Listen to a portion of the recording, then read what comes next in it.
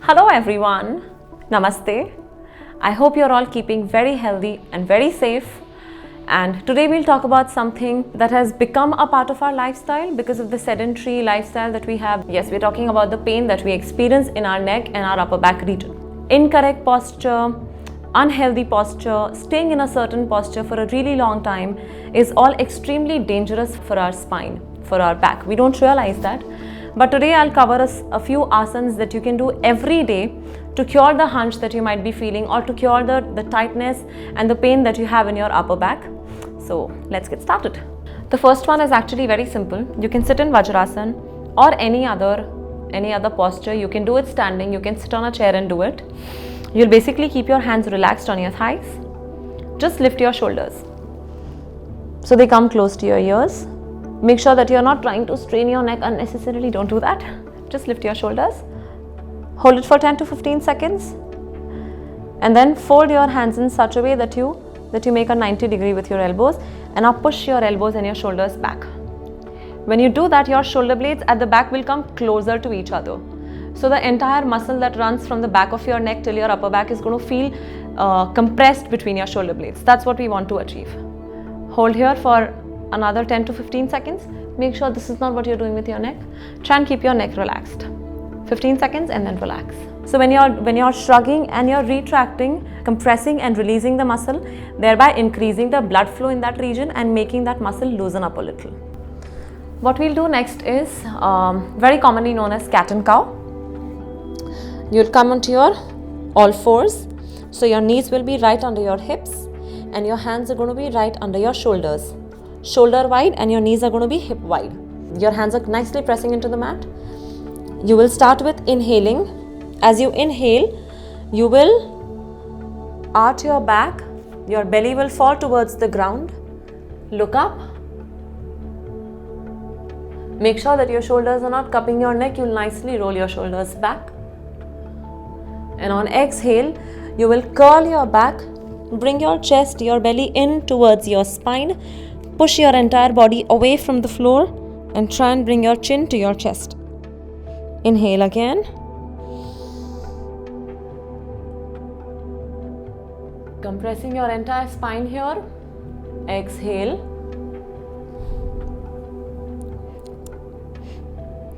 Inhale up. And exhale down.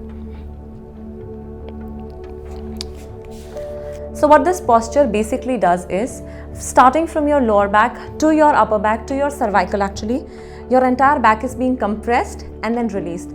Compressed and then released. So if there's any kind of tension lying anywhere in the back, that your back is released from that tension.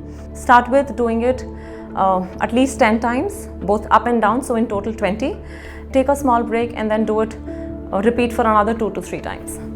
What we'll do next is called Uttan Sheshu or very commonly known as puppy pose. So you'll start with shifting to one end of the mat. I want more room in front of you. So you'll start with your knees, again in all fours. Your knees right under your hips, hip wide, and your hands right under your wrists right under your shoulders, shoulder wide. Inhale, your back will be neutral. As you exhale, I want you to slowly start walking your hands and bring your chest as low as you can and rest your forehead on the mat. If you feel the need, you can turn your head on either side. It's perfectly fine if your chest doesn't touch the mat. That's not the aim. The aim is to fully feel the stretch in your upper back and your shoulders and a part of your arms.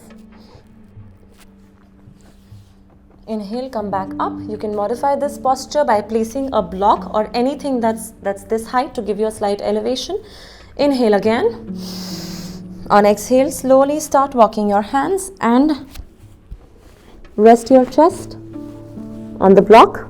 Your forehead can rest like this. It's perfectly fine if your hips slightly cross the line of your knees. Just stay here. Keep the stretch active by constantly pressing your chest either on the block or the floor, whichever way you're doing it. Hold for 45 seconds to a minute. If it's difficult in the beginning, hold for 30 seconds on inhale. Very slowly start walking your hands back and sit up. Yes. Do this posture for at least 3 times in the beginning. Make sure you hold it for 30 seconds. And every time you take a break after finishing the first time, make sure you're not bending forward. Try and keep your spine straight. Then you do the posture again, and eventually after your third, fourth, your last repetition, you can gently just relax in child's. For our next asana, Trikonasana, I want you to stand with your feet nearly 3.5 feet apart. Turn your left foot out. Make sure that both your heels are in the same line. Try and also make sure that your hips remain squared. You inhale, raise your hands to about shoulder level, all your fingers together. On exhale, you will very gently start bending towards your left leg. Now make sure that you keep both your knees absolutely locked.